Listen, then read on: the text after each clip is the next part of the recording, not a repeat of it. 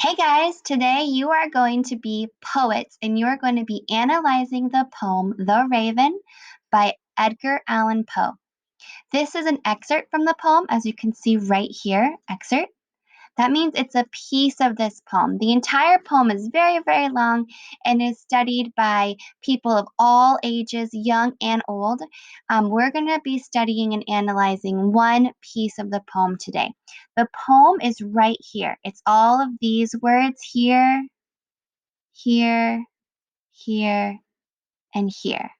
And the rest of this, these colored in parts and these words over here, are our analysis of the poem. Say with me at home, analysis of the poem. We're analyzing this poem, okay? So, what's really cool about writing is that Edgar Allan Poe lived a long time ago, but we're still here today in 2020 analyzing his poem. Writing is so cool because your words can live on forever and ever. And here we are, so many years after him, reading and analyzing his words. So cool, right, guys? So you're going to put your poet's hat on and we are going to analyze this poem together. I'm going to start by reading the poem all the way through. I'm going to highlight as I go so you guys know where I'm at. And then I'm going to scroll down to the instructions for your assignment today and walk you through exactly what to do for each one. So don't worry. If you hear the word analyze or poetry and you think, don't panic. I'm here to give you every piece of instruction you need, okay? So, starting at the top, this is an excerpt, a piece of the poem The Raven by Edgar Allan Poe. So here is the first stanza. A stanza is a chunk of the poem. So this poem is broken up into 1, 2, 3, 4 stanzas. I even put the stanzas into their own boxes for you, but normally you'll see a poem in one big chunk. Sometimes I'll make spaces in between, so instead of a line here, you would just have a space between the first stanza and the second stanza. And I only numbered stanzas 1 and 2 because your instructions later are going to be to number 3 and 4 here. So, starting at the first stanza, these numbers here, 1 through 6, are our lines. Poems have stanzas and lines, and the lines are meant to be read one at a time. That's kind of how you know where to pause. And you're going to be numbering all the lines on this poem here. I stopped at 8 here, but you're later on going to go here and you're going to go 9. You're going to put it in red, okay? But I'll save that for you later. So we'll start at the beginning. Once upon a midnight dreary, while I pondered weak and weary over many a quaint and curious volume of forgotten lore, while I nodded, nearly napping, suddenly there came a tapping, as if someone gently rapping at my chamber door. "'Tis some visitor," I muttered, tapping at my chamber door, "only this and nothing more." Distinctly I remember it was in the bleak December, and each separate dying ember wrought its ghost upon the floor. Eagerly I wished the morrow, vainly I had sought to borrow for my books secrets of sorrow, sorrow for the lost Lenore, for the rare and radiant maven, whom the angels name Lenore, nameless here forevermore. And the silken sad uncertain rustling of each purple curtain thrilled me, filled me with fantastic terrors never felt before. And so that now, to still the beating of my heart, I stood repeating, "'Tis some visitor entering entrance at my chamber door, some late visitor entering entrance at my chamber door. This is it and nothing more." Presently my soul grew stronger, hesitating then no longer. "Sir," I said, "or maiden?" Truly your forgiveness I implore. But the fact is I was napping, and so gently you came rapping, and so faintly you came tapping, tapping at my chamber door, that I scarce was sure I heard you. Here I open wide the door, darkness there and nothing more. Okay, there are some big words in this poem, but don't worry, you guys are able to handle this. I'm going to walk you through every step, okay? So, right here, once upon a midnight dreary, while I pondered weak and weary. This means it's midnight. It's dreary, so maybe it's like dark and cold. He was pondering or thinking, and he was feeling weak and weary. So maybe he's tired and sad, okay? It was a quaint and curious volume of forgotten lore. So was the curious volume means it was a light sound, and he wasn't really sure what it was. And lore is something scary, so it was a curiously soft, scary sound. He nodded, nearly napping, so maybe he was curled up and he was sleepy and almost napping, but still kind of awake. And suddenly there came a tapping. That means that he was laying down, it was dark and dreary, and he was sleepy, and he heard a soft, scary tapping sound at his door, as if somebody was gently rapping at his chamber door. Chamber is an old fashioned word for like your house door, your front door. So here we have in this first part of our stanza here. It's dark, it's dreary, he's feeling tired, he's almost kind of sleeping, but not quite, and he hears a soft, scary tapping at his front door. Okay?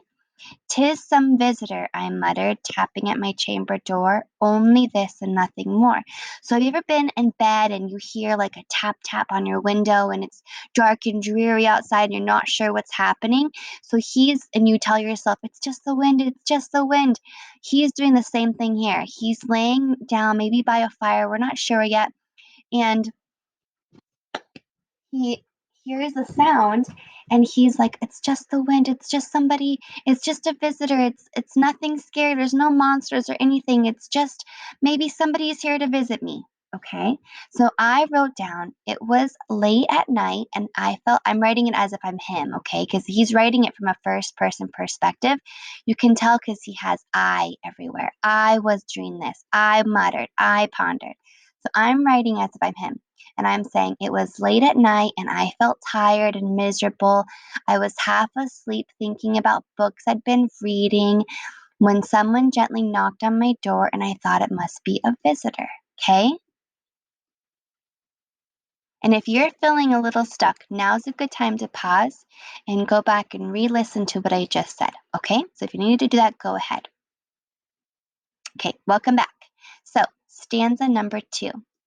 Ah, distinctly I remember it was bleak December. So here he's saying, oh yeah, I remember now. This all happened in December. And each separate dying ember. An ember is wood. So he is by our fireplace. He's sitting by our fireplace, and each dying ember means each little bit of the fire that's kind of slowly dying down. Like, you know, when you're at a bonfire and you kind of see all those pieces of wood that are still really hot on the bottom, but they're all kind of slowly going out and turning cold. Here he's saying each dying piece of ember, each piece of wood that's slowly going out of fire, wrought its ghost upon the floor. So each time the fire got smaller, he started to get more scared about maybe there's shadows in the room, made it feel more spooky. Okay. So our guy here. He's in his room. It's dark, it's dreary, it's December, he's cold, he's sad, and now the fire's going out and he's getting scared. Eagerly he wished for morrow. So he's wishing it would just be tomorrow. Morrow just means tomorrow. It's an old fashioned way of saying tomorrow. So he's wishing it so badly that it's just morning. Go back to when I was saying how maybe sometimes you're in bed and it's dark and scary outside, and you're just hoping it's all of a sudden going to be morning and not be so scary. That's how he feels now. From my books, a crease of sorrow, sorrow for the lost Lenora. So he's reading right now. I don't know about you guys, but he's reading and trying to just like distract himself. And I don't know about you, but I sometimes can be distracted by a story. So he's thinking, oh, I'm sad, I'm scared, it's dark, it's dreary, it's cold, and I hear a weird noise, and I'm feeling really sad about my crush, Lenora, who doesn't like me anymore, and so I'm gonna read this book and try to distract myself from how sad I feel. Okay, that's this whole first part here. So I wrote a little paraphrase over here. It was a sad December night, and the shadows from the fire were eerie. Eerie is scary, and I just want a night to be over. I was reading and trying to forget how sad I felt over losing my crush, Lenora, or Lenore. So Lenore, you see her name right here a couple times, right? Okay. And before I go to the next stanza, if you need to listen to anything, now's a good stopping point. So pause here and go re-listen to whatever you want. Okay, welcome back. So the next stanza here, and the silken, sad, uncertain rustling of each purple curtain. This just means that his curtains are maybe the wind or the fire or something in this room is like moving the curtains, and every time the curtain moves a little, he's more and more scared. It thrilled me and filled me with fantastic terrors. So fantastic can also mean like scary, right? So it just means every time the curtain moved a little, his purple curtains, he got a little bit more scared each time. He never felt scarier than he ever felt before. But now to still the beating of my heart, so his heart is just racing. His heart is beating really, really fast. I stood repeating, so he's telling himself, "'Tis some visitor entering entrance at my chamber door." So he's basically just saying, it's just somebody at my door. It's just somebody at my door. That's all. It's nothing else. It's just someone at my door. See, this is it and nothing more. So he's saying, oh my goodness, there's all these weird noises, but it's got to just be a visitor. It's got to just be something at my door, not anything more, not any scary monsters or anything, okay? I kept hearing noises that frightened or scared me, and I kept repeating to myself that it must just be a visitor at the door and nothing else. Okay? So our final stanza here. Presently my soul grew stronger, hesitating then no longer. Sir, I said, or Madame, truly your forgiveness I implore. But the fact is I was napping, and so gently you came rapping, and so faintly you came tapping, tapping at my chamber door, that I scarce was sure I heard you. Here I open the door, open wide the door, darkness there and nothing more. And I'm gonna paraphrase this for you, for anybody out there who feels like, this is crazy. But this is gonna be blank on your assignment, so you can do it on your own, okay? So presently my soul grew stronger, hesitating then no longer. So his soul grew stronger. This means he felt a little brave. He started to feel brave. And I hesitate no longer. So he's deciding, you know what? I'm not going to wait anymore. I'm not going to hesitate or wait anymore. So he decided to open the door.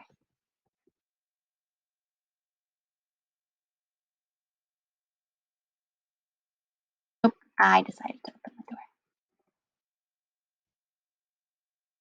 And here when he says, Sir, I said, or Madame, truly your forgiveness I implore. Because do you guys notice he's really been sitting here this whole time? Somebody's been knocking at his door and he's just sitting here all scared, right? So whoever's knocking on his door has probably been waiting there for a while.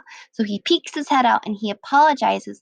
Says, Sir, Madame, truly your forgiveness I implore. So he's saying, I apologized for making them wait. But the fact is, I was napping, and so gently you came rapping. So I was sleeping, and you knocked so softly.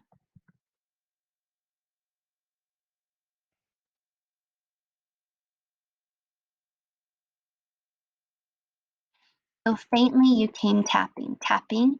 Faintly is soft. So softly you came tapping, tapping. Not so knocking, knocking at my door. That I scarce was sure I heard you. You knocked so softly, I wasn't sure I heard you.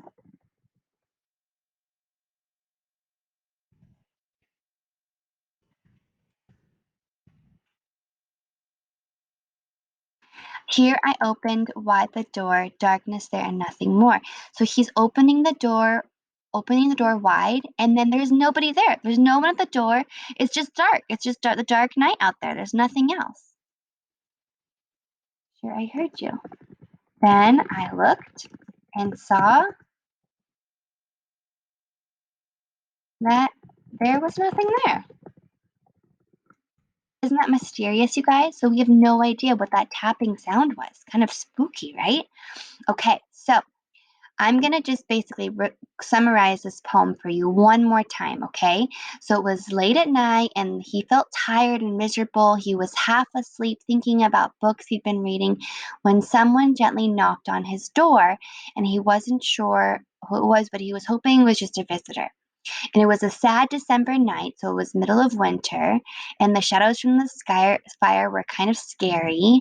And he just wanted the night to be over and to wake up and have it be daytime, so it wasn't so scary. But he couldn't sleep, so he decided to read and distract himself because really he was feeling sad about his crush Lenore, who didn't like him anymore. And then he kept hearing the noises and frightened him so much that he had to start telling himself, it just must be a visitor. It must just be a visitor. It can't be anything else. And then after a little while longer, he said, you know what? That's it. I'm going to be brave. I'm going to open that door and I'm going to tell the person who's probably been waiting there that I'm sorry I couldn't hear them because they were just tapping so softly. So I opened the door and then I look and there's nothing. Okay. All right. So that is our poem. That is our piece of our poem, The Raven by Edgar Allan Poe. Now, your instructions. So it's time to analyze the poem. You're going to answer the questions below and feel free to rewatch the lesson anytime. I'm going to put a link to the lesson right here, okay, for help, and you'll see my examples above. Have fun, poets. Okay, so the first one here, scroll back up to the poem and finish numbering the lines in red. I did some for you. So I already showed you that. See how I numbered all of these? So you're going to just click here and you're going to make 9 and 10, and you're going to number each one of these, every single one, okay? All the way down. See, I'm clicking on every single one for you. Okay? All right, I'm going to delete these two though because I want you guys to do those by yourself. And that's your first thing to do. And then once you do that, you can highlight it or you can just leave it and you can go to the next one. Scroll back up to the poem and number the stanzas in the poem in blue. So, see, stanza 1, blue, stanza 2, blue, stanza 3, and then you're going to highlight it blue. And then you'll do stanza 4, and you're going to highlight it in blue, okay? That means this poem is going to have quite a bit of lines and 4 stanzas, okay? So that's your next one.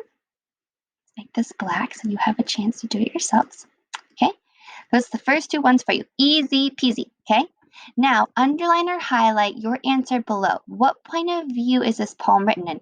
And I did say it already. So whenever you have a poem that has I pondered, I nodded, I, see all the I had, and I even wrote my summary in first person. If it was they had or he had or she had, then it would be third person, okay?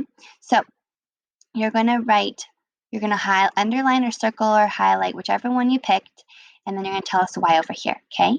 Then you're going to scroll back up to the poem and you're going to paraphrase the last stanza here. So I'm going to delete this, okay? You guys have already heard it a couple times and you need to put in your own words, as teachers will know if you copied us, okay? So you need to put in your own words there.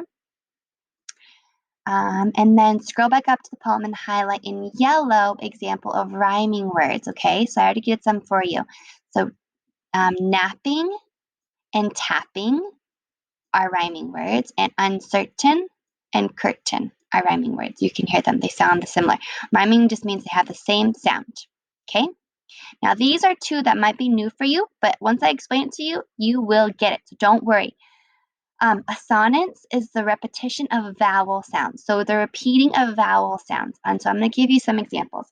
So basically, another example of this could be like true. I do like Sue. See, true, do, and Sue. See how it all sounds the same? And they're all vowels. Vowels are A, E, I, O, U. Okay, those are vowel sounds. It just means that they sound similar. Okay?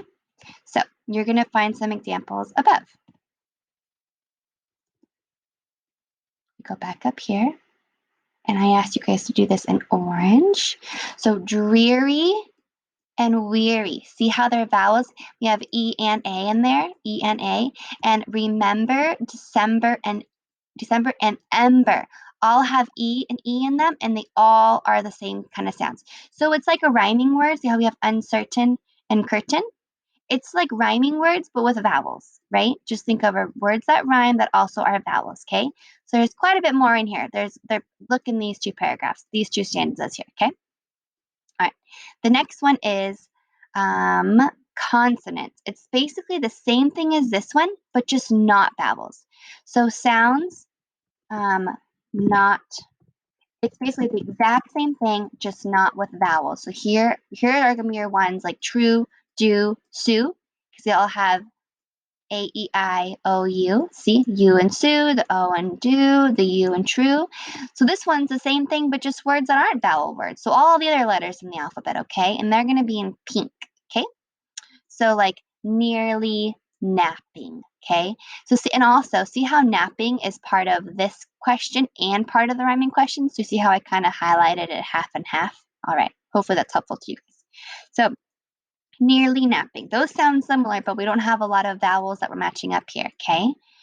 Another example is "secrease of sorrow." Secrease, by the way, means you're trying to escape from something. You're trying to escape your sadness. Secrease of sorrow, escaping your sadness. Okay? And the last one here, entering entrance. Okay? And you can use this one again. We have it on here again, so that could also be a good example of it. But this last stanza has one too. Okay? Next one, you're going to underline or highlight two words you don't know the meaning of in green. So let's say I didn't know the meaning of secrease. I can underline it in green, and I'll leave it for you guys. Actually, I'm not going to leave it just in case you want to use it as well. Oh, underline it in green, okay? Or highlight it, whatever color you want. And then you have to look it up and then tell us what the word means down here below, okay? Then your final thing is which word best describes the tone of the expert. So ominous means scary. Humorous is funny. Sarcastic is like you're kind of jokey. And then playful is fun. Okay? So which one of these words best describes this story? Okay? I'm going to delete these, but you could also look these words up yourself. I just wanted you to see the words as I was saying it. Okay, and then once you finish all of that, you can turn it in. I know this is might be a new thing for some of you, but you guys can handle this. And you can rewatch this and you can reach out to your teachers. We're all here for you, but you are poets and you can do this. Have fun, guys.